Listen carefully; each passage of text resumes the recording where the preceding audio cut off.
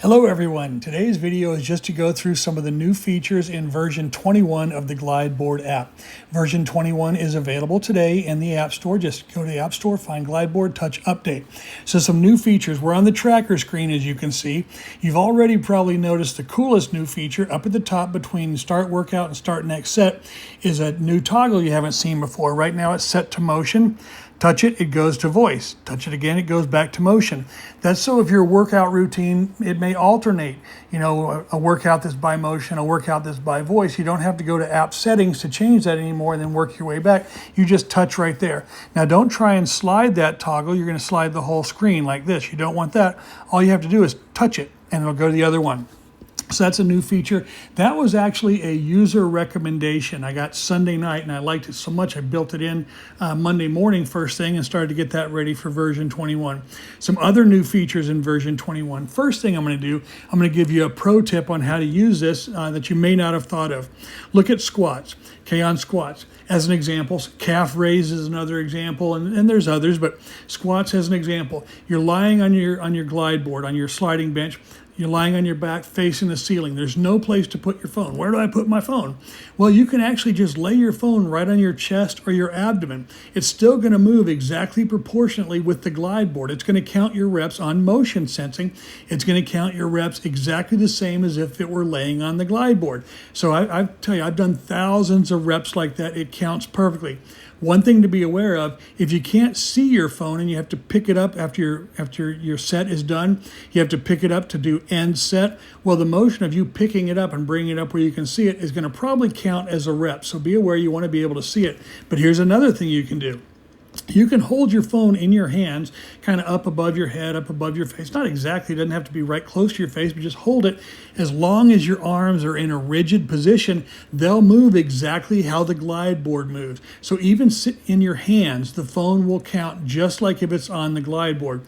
And again, I've done thousands of reps like that. I can tell you for sure it works and it gets the counts dead on. And I can watch the reps going up as I'm doing it when I hold it in my hand, because when I use the app, I'm always testing it in addition to getting my workout in. So I like to hold it in my hands above my face. It counts perfectly. So that's a cool tip for you. Now let's move into some new things under exercises. I'm going to touch the exercise drop down. You see red and purple now. Red, freestyle. Touch freestyle. Those are freestyle exercises. There's none going to be in there for you at first because everyone's freestyles are going to be different. Maybe you use kettlebells, maybe barbells, maybe dumbbells, maybe you have a brick or a bottle of water, whatever you use for lifting. I put in dumbbell press here. So you just press and hold where it says add exercise. You put in whatever exercise you want. Now look at how it normally measures. It shows exercise, your exercise, and then incline level. Under freestyle, I'm going to touch dumbbell press. It changes to weight. You're going to touch under the weight and tell it how many pounds you're doing. So maybe you're doing dumbbell presses with 30 pounds in each hand. You just do that. Maybe you're doing a barbell, a bench press with 150 pounds or 200 or whatever you lift. Just touch in whatever amount you want to have here. Now it's going to measure that exactly like it does everything else. So the progress bar down at the bottom is going to move just like it does other things. Now this one will be on voice because there's really not a motion sensor in a dumbbell or a kettlebell unless you duct tape your phone to it. I guess you could do that if you wanted, but I don't advise it. So you're going to want to put it onto voice for this one for sure. But this is for people who may part of their workout routine always includes jumping off the bench and doing kettlebells or dumbbells. And some people, a couple days of the week, their workout may be only with weights. They may not even get on their sliding bench gym. But you know, you don't want to have part of your workout in your app here, tracked in your history, your trophies, your daily summaries, and part of it in a 1980s era notebook written with a paper, paper and pen like you did back in the 80s. So this is going to keep all your workouts together in one place. It's going to track them the same, give you all the progress the same. So let's touch exercises again. See the purple one timed? Touch timed, you'll see what I've got built in there. Now there's none in there because everyone's going to have different ones, but I put the plank in for mine. So we're going to touch plank. Plank. You see that toggle automatically goes to voice here because there is no motion in a lot of these things. Now, some people may want to do a timed exercise of jumping jacks, a 2-minute warm-up of jumping jacks. You just put that in. You may want to do glute bridge. See how long you can hold that. So let's do start workout. So now we've got this ready to go. Your start set. you see it pops up. There's a button that says say that word or tap this button. Now I don't want to say that word now because the same microphone that's recording this video is also being used for the app. So there's gonna be a conflict of what it wants me to do. So I'm not gonna say that word, but I'll just touch it. You touch it, it starts counting down. You see it counts down. So say I'm gonna try and do the plank for a minute and 30 seconds. I couldn't. My best is 60 seconds. And then to stop it, you just say that word right there and it'll stop. And then you can touch it. So every 10 seconds while it's counting down, it's going to give you a beep. Then once it gets down to 10 seconds remaining, it's going to give you a beep every second. So when I'm doing a plank for 60 seconds, hearing that one little beep every 10 seconds tells me I'm getting closer. But then it gets to 10 seconds. I get to where I'm getting a beep every second. That's like, come on, you can do it, Robert. Hang on, you can do it. Hang on, you can do it. So that's kind of fun. Again, this is going to track in the progresses, in the workout history, in the daily summaries, and in the trophy categories, just like anything else. A lot of people I can probably see using time for their warm-ups. I think jumping jacks, 60 seconds or 2 minutes of jumping jacks is a great way to use that. And you may not necessarily even want to count those. You really just want to start and stop it. So we're going to end workout. Let's go to the green now, coaches routines. You'll see there's a new routine now, 4-week beginner sliding bench. This is truly a beginner routine. This one is 4 workouts a week, 20 to 30 minutes a day for 4 weeks. This one now, I'm not a medical doctor. I'm not giving medical advice, but I believe anyone can do this workout.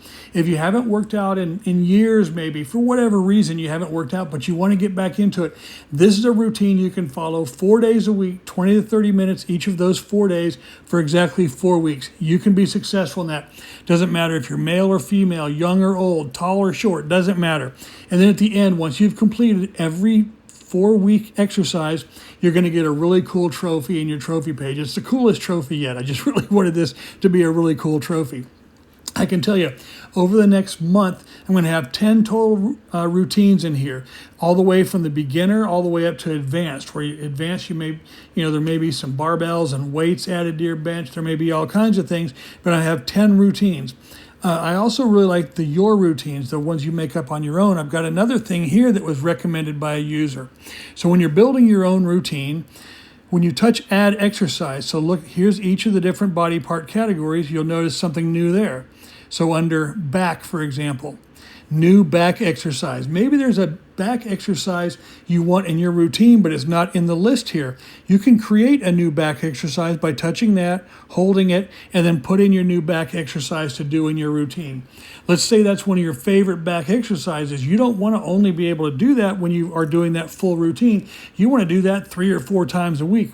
Once you build a new exercise into your routine, that also goes over and becomes a permanent exercise in your back or legs or chest or whatever in the exercises on the tracker page. So if you've got a favorite exercise, like mine is low rows, I could do low rows every day. You can do that as much as you want. Even though you built it into a routine, it's available to you all day, every day, anytime you want to do it. So like I said, that's another one that's recommended by a user. So those are the new features that are in. I'll tell you what to expect upcoming features. I'll continue to do 1 or 2 new updates every single week. We're on version 21 already, and the app has only been out for 5 weeks or maybe 6 weeks so far, and I'm already up to version 21, so expect lots of new things coming.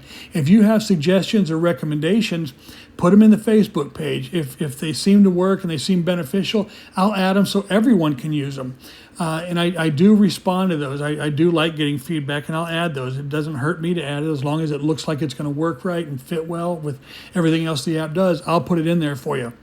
So expect 1 to 2 new updates a week. Each update may have 4 or 5 new features, or 2 if they're big ones, or 10 if they're small ones. But anyway, that's what you can expect. That's all I have for today. Thanks so much. Have a great day and a great workout.